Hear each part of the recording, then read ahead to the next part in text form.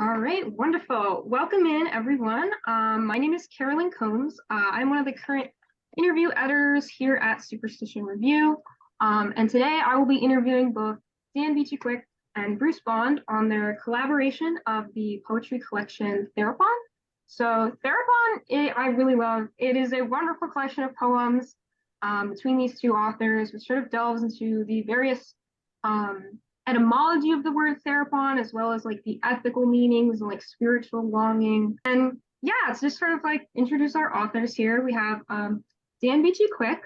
So he is an award-winning poet, essayist, critic, and translator. He is also the author of many poetry collections and a professor at Colorado State University, where he is a distinguished teaching scholar. He has also been awarded the Guggenheim Fellowship for Creative Arts, US and Canada. And then we also have Bruce Bond, of course. He is an award-winning poet and classical jazz guitarist. He has written more than 30 books and been a professional musician for 40 years at the same time, which is really impressive. And his work has appeared in numerous journals and anthologies, one of these including the 7 editions of Best American Poetry. And he also teaches English part-time at University of North Texas. So let's delve right into it. So in the introduction, the word therapon is described etymologically as meaning chamber in ancient Greece. And it also refers to various roles, like sort of attendant, slave, like someone who's willing to sacrifice themselves for a deity or master. I just love how you had like so many different poems that sort of explored the different meanings of the word. So yeah, what were some of the things you hope to sort of elicit in readers by like exploring this word specifically? The word came up midstream, where Dan was saying something in an email about how this process reminded him of the etymology of the word therapy. And I kind of latched on to that. I thought that was terrific. So why don't we call the book that? So as often happens when you write a book, things emerge midway, and then you start writing toward that concept. I think we started out with Levinas, right? That was our common love and interest, and we thought we might hover around that as a kind of recurring motif. Once you get into the immediacies and the details of poems, sometimes you're allowing in all kinds of chaos and stuff we didn't intend. It doesn't necessarily directly pertain, but just the structure of the book as a kind of dialogue felt very Levinas-like in spirit. Yeah, kind of picking up on what Bruce is saying, which is very much my memory too, that the kind of initial instinct was kind of create a project, a collaboration around a mutual love of this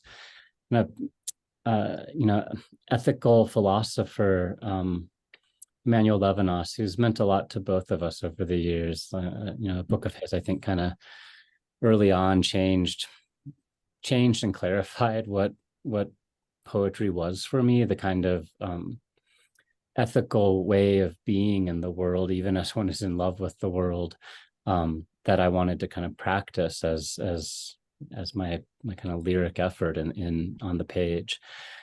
And a large part of that draw to Levinas is this relationship between the one who says I and the one who's called you, and this superseding moral responsibility of the self to the other, the face of the other, behind which there's a kind of sense of kind of infinite complexity and capacity.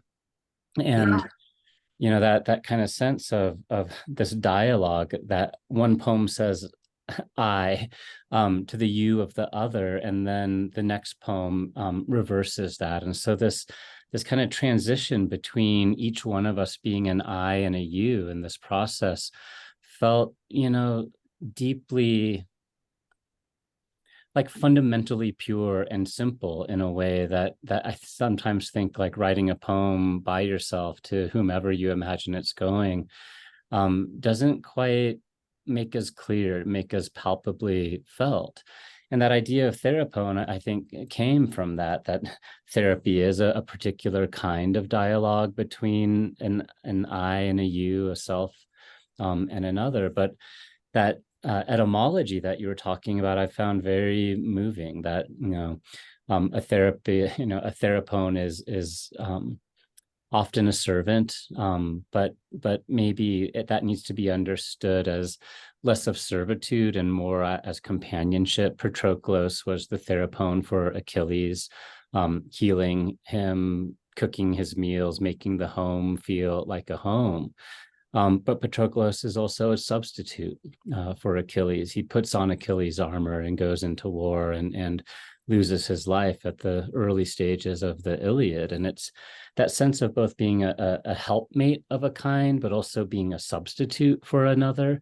That felt like the real kind of energizing idea for me in thinking about what Bruce and I were doing as a kind of deep form of therapy.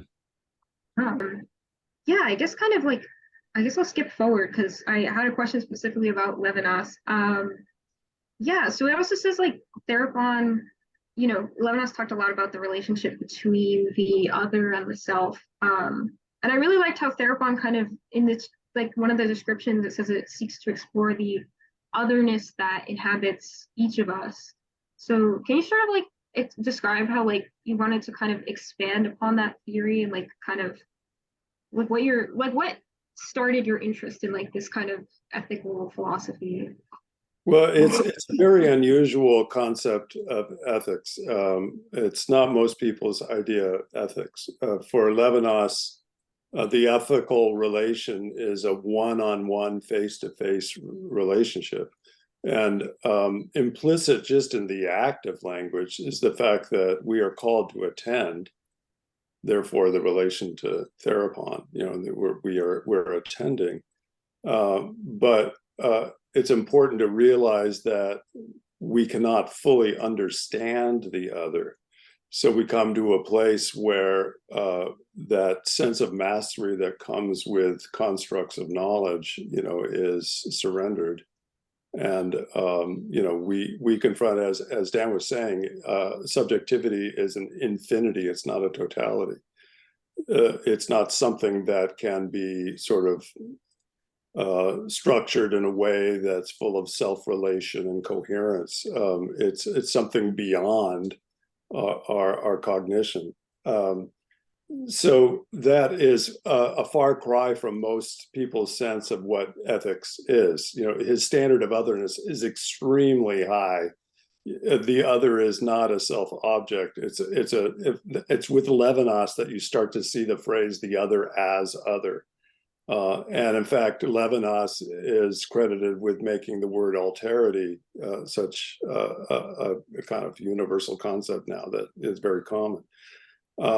There's another philosopher, Henry Cagill, who talks about Levinas's sense of ethics as being very fragile when confronted with political horror. So late in life, Levinas starts to develop this sense of fraternity as a way of kind of dialectically, correcting his more youthful philosophy. Totality and infinity is the key text for him, and the first draft he wrote as a student. I mean, it's his career is like some other philosopher, like Wittgenstein, where so many of the important ideas are ventured early. But I think you see in his career something that is really, really important to culture, generally speaking, and that is a kind of dialectical way of being in the world. He felt after he was a prisoner of war, a Jew, but fought in the army and was a prisoner of war. Because he was a prisoner of war and not in a death camp, he wasn't put to death, but his relatives were. So it's out of this experience of the Holocaust that he comes up with this concept that is radically personalizing, and it ventures this sense of the monadic value of the individual. So although, yes, we are indebted to the other, we're inhabited by the other, we do not occupy the space of the other. And that's critical. you know, in a world where people are reduced to numbers that are tattooed on their arms or whatever, he wanted to assert this, the sense of individual encounter.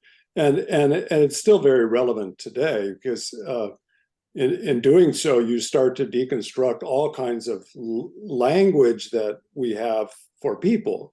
You know, identity is made up of affinities. You know, the language that would.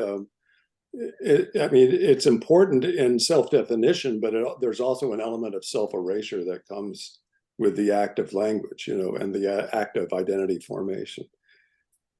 So I don't know if you want to add more to that, Dan. No, not more of it, but maybe just kind of pursue a couple of angles or paths off of what I hear you saying. I think, you know, one of the things about Levinas that, you know, so I think startled me into a certain kind of recognition, and I think it's very tied to what Bruce is saying about the ethics that's attuned and attendant to, you know, this one-to-one ratio, and how vastly important that is in a world where it might be much easier to take a particular ethical kind of stance that's secretly a kind of ideological assumption that thinks across great numbers. And so in thinking across great numbers isn't actually doing any actual thinking at all. And what it is to actually be in, to have your face in front of the face of another, to be gazing at a gaze that looks back at you, and to sense the kind of, you know, odd impenetrability of what happens behind another person's eyes, like the sense of soul and mind and heart that are there intertwined, that aren't simply in Levinas's thinking a kind of aspect of that person's identity, but that identity wears behind it the entire infinity out of which any given one of us is thrown, in a certain sense. It's as if you can sense the mysteries that you've arrived out of, only in an ethically responsible way, by being kind of helpless witness to that in the fact of another person. And the sense that, in a way, like this kind of astonishing severing that happens inside Levinas's thought, where being properly in front of the other, you know, finally does a thing that seems almost impossible in our culture, which is that it kind of severs the relationship of the self to the self as the primary thing we're responsible to. And that feels really, really remarkable to me. And, you know, poems are weird technologies, ancient technologies. And one of the primary aspects of that technology, you know, I might say, is the pronoun, is what it is to say I in a poem, what it is to say you in a poem, where we feel that those points of views become intermixed in very strange kinds of ways, that anyone who reads a poem with the utmost intensity poetry demands is saying I almost as an other person. There is, of course, in the you, like the weird slippage of the second person, which often is another way to say I, but also you that somehow astonishingly, and sometimes across millennia, addresses the reader of the poem who's holding the book in which it's been printed. And these kinds of, I don't know, these little thresholds in which the simple act of reading a poem might reintroduce us to our kind of primary ethical questions of being in the world among others and within ourselves.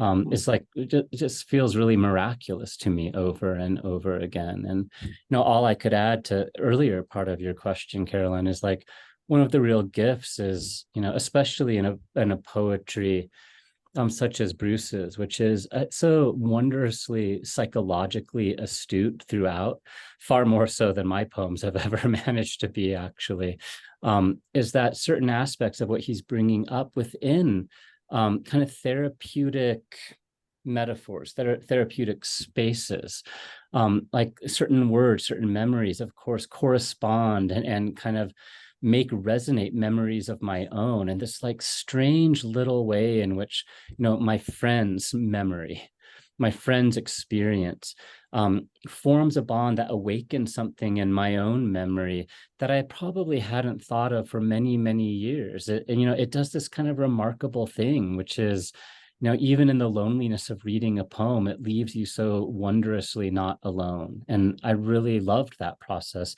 especially during COVID when we were sending these poems back and forth. Yeah, I love what you just said about loneliness, because it seems to me that poetry is a form of intimacy forged out of great loneliness. I mean, it's a monastic process. It's a very, very strange process. I was going to say Dickinson has that beautiful line, "It might be lonelier without the loneliness." Yeah, that's great. That's terrific. The other thing that is critical to me, and it's kind of related to being a musician. When you're a musician, well, I noticed early on, because I was a musician in my 20s, and then I went to grad school in English, and I attended a program that was pretty theory savvy, so I was exposed to a lot of philosophy in the context of studying poetry. And it was kind of a requirement to understand Derrida, who was a very close friend of Levinas, and yet there's something diametrically opposed, because there is this surplus attributed to experience, and language fails that. There's a great realm outside of sign systems in Levinas, and you don't feel the presence of that quite as acutely in Derrida, where everything appears to be mediated via sign systems, our experiences, and that Derrida idea is very foreign to my musicians. And in fact, and that's what I felt. I mean, this just didn't make sense to me, because music is clearly a surplus beyond language. And then many years later, George Steiner writes a book, Real Presences, and he uses music as his argument to challenge some of the language centric postmodernism that was so common. You see that, you think of this vast surplus that language cannot honor. I mean, it's just not designed to. You start seeing the unspeakable everywhere, and it becomes part of that ethical way of being in the world. Wow. Yeah, I really love that. And I think, yeah, I kind of touched on a few things you guys talked about. I really loved how it did feel very personal, with the kind of ideas of the therapy and the self talking to the other. Yeah, so to move on, Therapon opens by stating it is a continuous thread of poems that defy any attempt at knowing who wrote what. And I found this really interesting. So I wanted to know, how did you kind of work with one another when crafting poems? What was the process like? Correct me if I get it wrong. I mean, I remember this being kind of wondrously simple, and I've done a few other kinds of collaborations over the years, but I think way back when, it had to be over a decade, that Bruce brought me out to Texas, where we got to talk for a while, and I remember you first then positing the idea that there might be a kind of collaborative potential between us, and it took a really long time to find out how that could be, centering around Levinas and a kind of mutual thinking through that work that we've been talking about.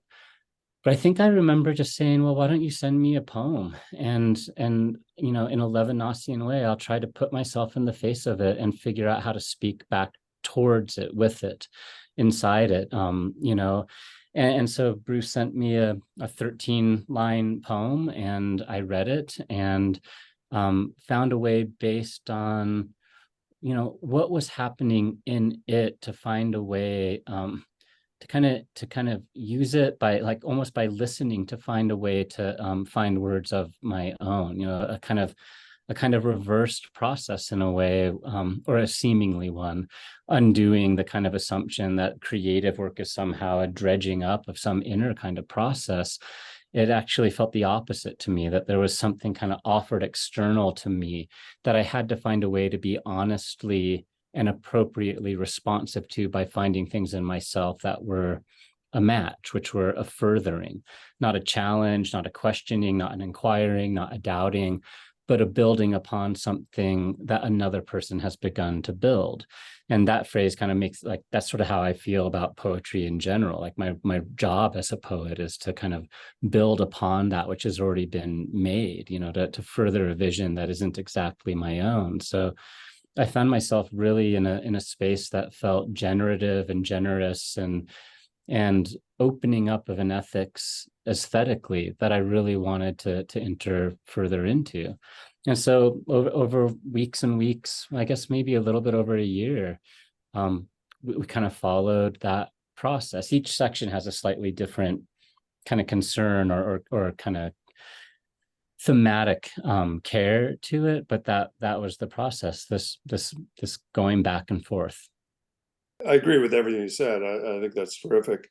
Although for me, there was always the possibility of a dialectic. That is, that little voice in you that is going, yeah, but I mean, it happens mid-poem for me all the time. I mean, it's what allows me to continue to write. I felt a little of that without necessarily negating what came before. That is, I mean, but the dialectic is actually an incorporation. It's not just an opposition. Yeah. For instance, in certain poems that are full of a kind of wonderful doubt, I might come back and assert the presence of facts, and facticity as a concern, just as a way of deepening, what that doubt means, or putting it in a context where it becomes more complex. Yeah, as a good therapist would do. Yeah. Well, exactly. In fact, I was thinking about a therapist in this particular case where I'm talking about facts, where it could be that in family therapy, I have heard there was an approach that was very influenced by Derrida at one time, where the point was not to find a master narrative, right, but to try to live with competing senses of narrative and move on. But there are families where the trauma or the abuse is the thing unsaid. I mean, it becomes a fact that could be routinely denied, and then the problem persists. So that, I mean, it's just a way of further complicating some ideas that can become rather detached from reality, as mere concept. Yeah, it's just hearing you say that, it's like I'm realizing, especially that third the closing section of our book, it's like really the first time in over 20 years I've really written directly about my own childhood and the world of my childhood and those memories. And I might not have ever like broached that material again in some way, or that resource again, without a project that is therapeutic in the deepest kind of way. Yeah, I loved that process of you bringing in the very personal, and the way that last section works.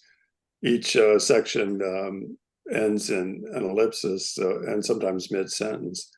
So it was a great pleasure for me to just slip into this other persona with its very personal signature, and it felt effortless to me. I had no problem doing that. I love that. Yeah, that was actually my next question. And specifically about the third section, because I kind of like how, I mean, throughout the poetry, like I felt like a lot of the poems were sort of one leading into another. But yeah, that was sort of my question. I felt like it became a greater extension of language as it like trailed off into one another, like with the ellipses. And I noticed you also experimented more like in the third section that kind of broke from the like more traditional like sonnet format. How did you come to this like decision when you crafted like this kind of like final section? The way I remember it is that the first two sections are really involved in that kind of therapeutic attention and response and giving back and opening and listening and speaking into the space that listening makes available. And I don't remember if it was Bruce or me or, just the kind of back and forth about what would be a proper kind of closure. But one of the things I remember feeling is like that back and forth and memories of museums and childhood and like these things that Bruce was really bringing into his poems, and so bringing up into my mind in all kinds of ways, made me think that there might be a really interesting way that, rather than the kind of back and forth that was the construction, that there might be kind of two long poems running parallel to one another, interrupting each other and in ways that in the end are actually quite kind, letting the other take a breath in a certain sense. And so, it's like that last section is kind of two like long individual poems that gently are kind of helixed or braided together in a kind of in a way. And I love that, the way that back and forth gave a kind of permission or opened up a kind of space to kind of think in more largely singular sorts of ways, but to do that again in a way where I knew I was never alone in doing that work, made something really, something special available, it felt to me. In thinking about Levinas, because he really wants to look at the experience of mastery, and all that facilitates it. This is a way of letting go of much of that. And it also expresses such great trust. When I'm looking at this is Dan's section 2. What is the grass? A child asked. It's kind of an allusion to Whitman. It is what grows around the stones. It is. It takes great faith in your collaborator to end with "it is" and allow me, to supply the subject complement there. So that to me embodies a kind of trust, which is in thinking about, well, Hegel is he's behind Levinas, it seems to me. The whole idea of negativity as a kind of otherness, and it's what drives things forward. But the concept of negativity in Hegel, it touches a million things. There's a philosopher now, Byung-Chul Han, he studied Hegel a lot, in his early life, and now is applying it to contemporary culture, where he sees a kind of dearth of negativity. And so it connects to interrogation is the obvious thing, right? The people need to be not just more self-reflective and interrogating their own stances, etc., but maybe having the courage to interrogate the culture immediately before them, but also a lingering and slowing down. These are associated with negativity. Things that are imperiled by online culture, and but also trust. It's interesting. There's an erosion of trust that happens in an era where there's a dearth of negativity, and so that's another way of looking at this entire book. It seems to me that it's a book about trust. I love that kind of defense of nothing, the defense of negativity that Bruce is offering. And I think Heidegger is as much in Levinas as Hegel is, and in some ways Levinas is trying to find some form of repair or turn or a way of averting aspects of Heidegger, who never properly enters into the ethical in ways I have ever been able to recognize. But I love the thought, to just kind of give a space, because I think that word negativity can connote in such in very different ways than it means it. It's like part of what made this collaboration possible from the very first poem that Bruce sent me is that it kind of opened the empty space for me to write a poem. There was an ease and a comfort and a fluency, like a kind of playfulness that I felt turning to the page while we were doing this, that I very, very seldom feel in front of the blank page, in the way that I normally write. And part of it, I think, was that what your poem opened for me was the negativity, the negative space that kind of promised a poem was possible for me. and I hope mine did the same in return. But it's like the quality of that one kind of speech opens up the space, the emptiness in which another speech can occur, and that's one way that I think we can really begin to understand that quality of the negative that Bruce is bringing to us. I love that. Like this is an interesting concept. Yeah, so to sort of continue on, yeah, you briefly touched on it. I love how Therapon, in one of its description, it's an exploration into spirit and word, but I was especially interested in, it also states that Therapon exposes all our failures to find peace and redemption. Yeah, I was really intrigued by this kind of idea of like exploring the failure of that comes along with it. And it's not just the sort of sense of like therapy and connection, it's also that kind of loss. Yeah, so like can you kind of tell me how you decided to like explore that concept like specifically?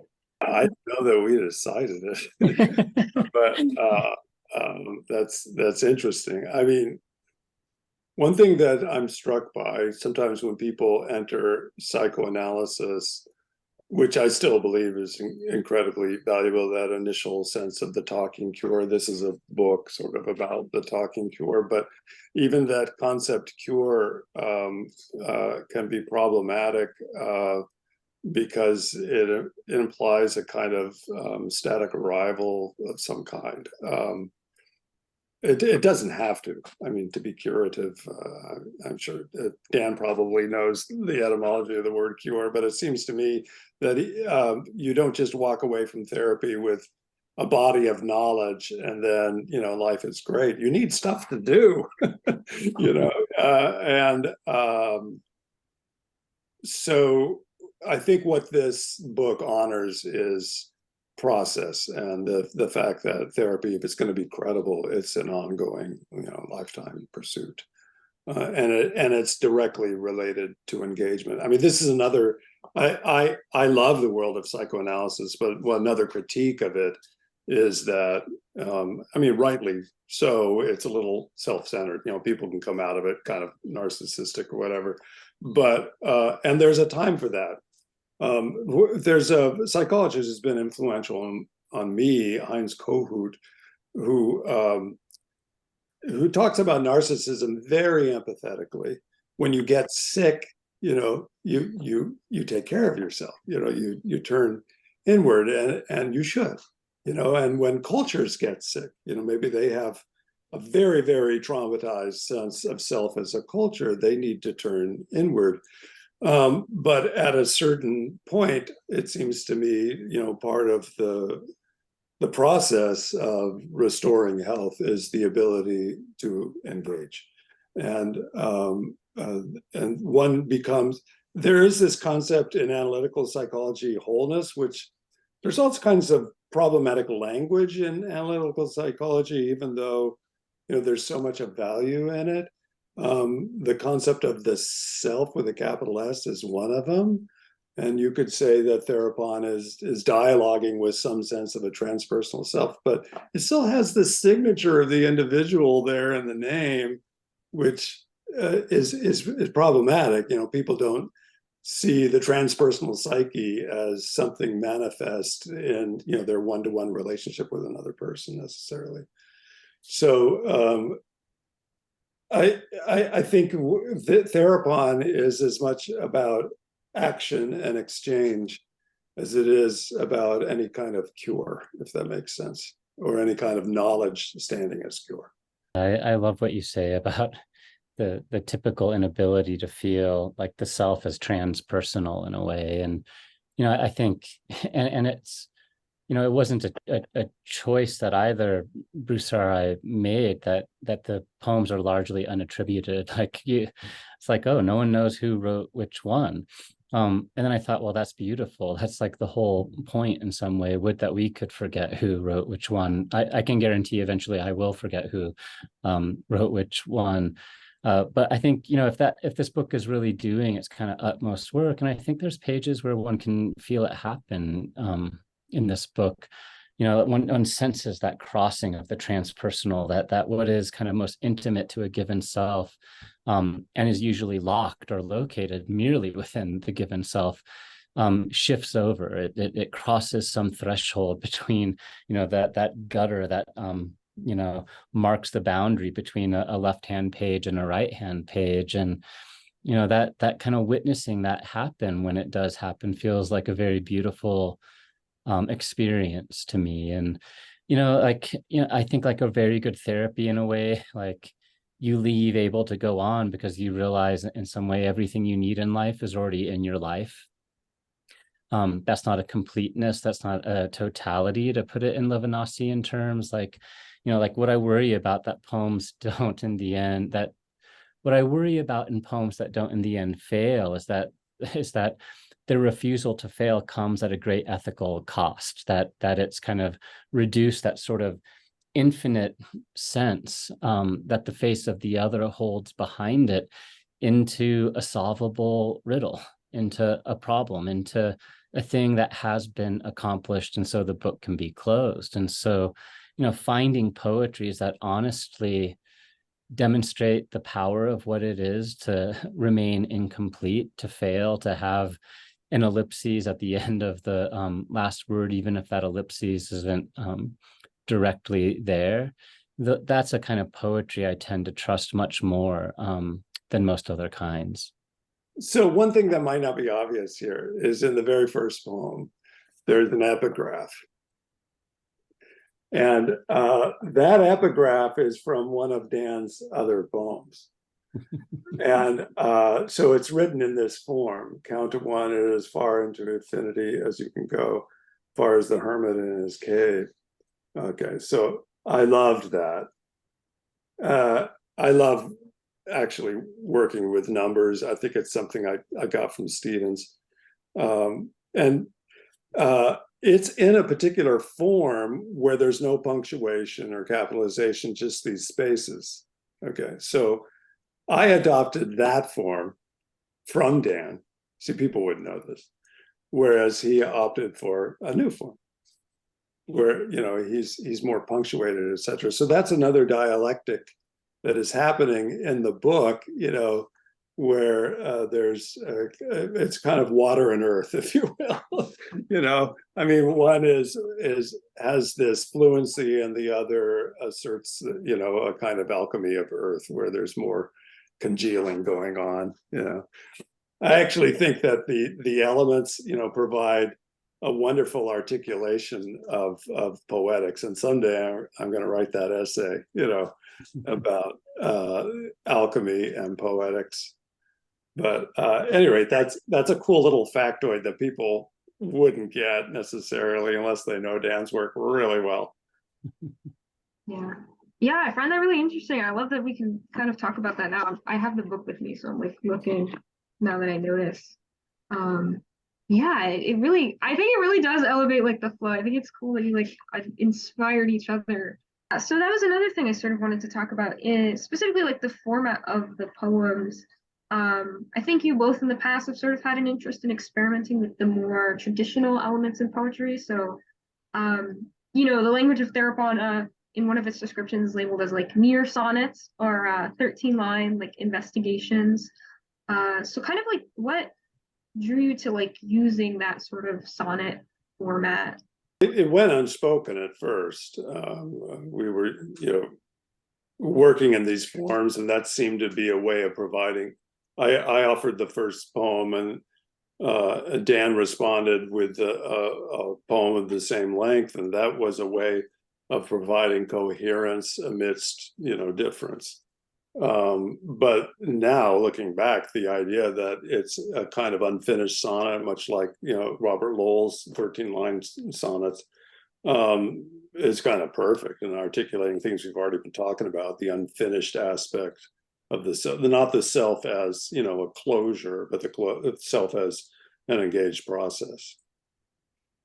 Yeah, I think Bruce said it exactly right. Like, I think it was an accident at first, that in an arbitrary way, the first poem Bruce gave me was 13 lines. And I had I don't know, I think because of the kind of ethical framework that we were quietly exploring, it felt wrong to be offering anything in return that wasn't the same lines and length, that there was something about this one-to-one ratio that felt really important to me. But I think it was only much further into the process that those accumulating poems of 13 lines each began to do the kind of work that Bruce was talking about, that it was like the sonnet that refuses to be a masterful sonnet, the sonnet that refuses to get to that couplet that promises that the problem the rest of the poem is opened has come to a kind of solution, but instead, like, at just that kind of barest sense that we might be moving towards a kind of resolution, opens it up to the next person to re-problematize. The experience or the sensation of mastery is a key one for Levinas in terms of what he wants to critique in human nature. You know, that desire to put things in boxes or to grow complacent with our conclusions that have elements of erasure in them, and we don't even recognize it. We don't even know. Wow. Yeah, I think that's perfect, because then it's like there's an intentionality, but then it's also the unintentional leads to, I don't know, furthermore that answer. Yeah.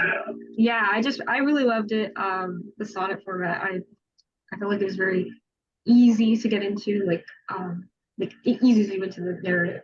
And another kind of thing I wanted to ask about was there's a lot of exploration into sort of the relationship with religion as it kind of relates to the self. And I know we've been talking about the self a lot.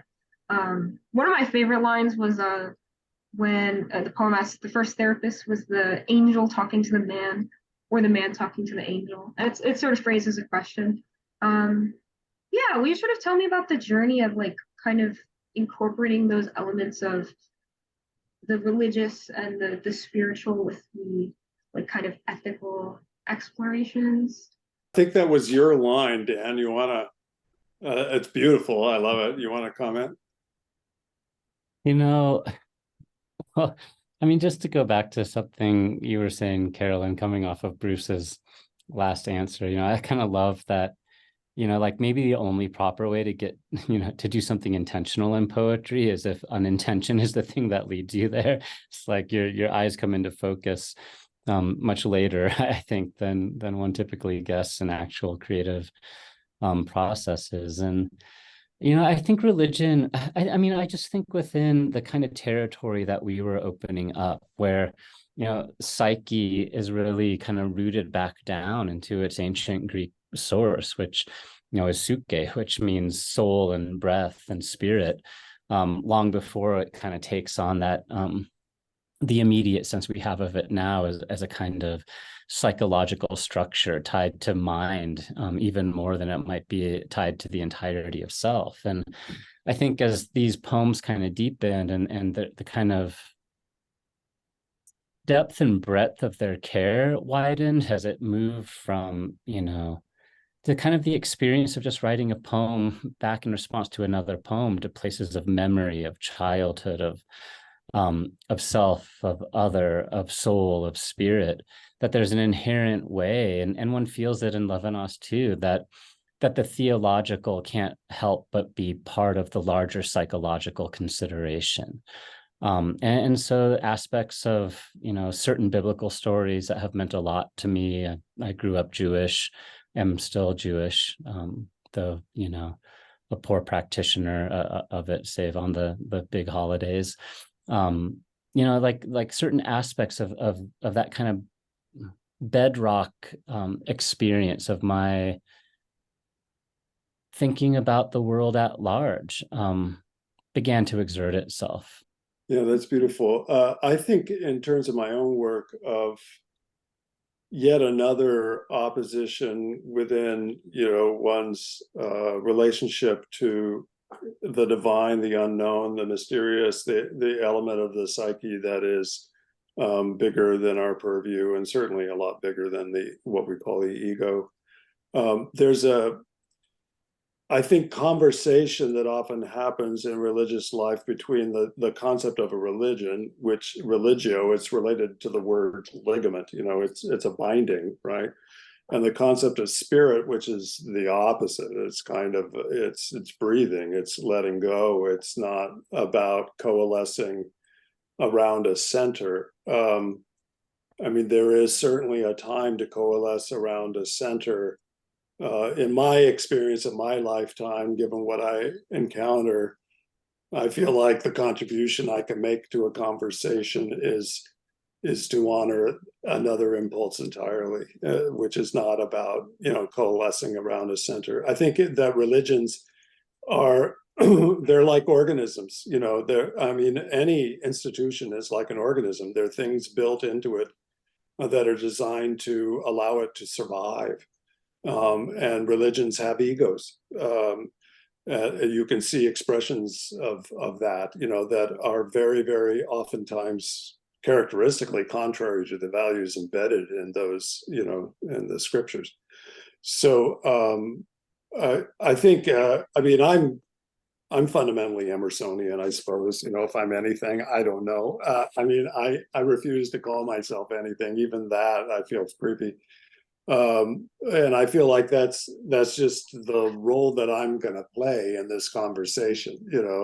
It's not like I mean to negate the other side of the conversation. It's just I want to keep things fluid, and I want religious institutions to be deeply introspectively listening to what's really going on.